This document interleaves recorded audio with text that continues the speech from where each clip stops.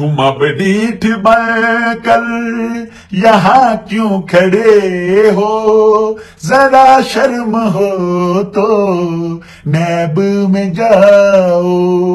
बहुत झूठ बोले हैं लोगों से तुमने, अब कादरी से हमजा बचाओ।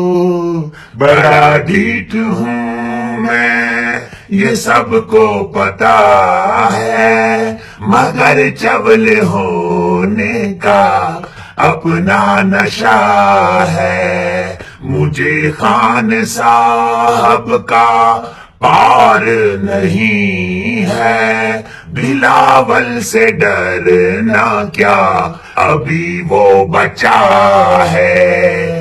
करप्शन का बानी बस अपना मियां है, हमारी दो टिंडों का अलग ही मजा है। मैं जाऊंगा लंदन, मेरा घर वहां है, मगर क्या करूं मैं के हुकूमत यहाँ है। मैं जाऊंगा लंदन, मेरा घर वहां है।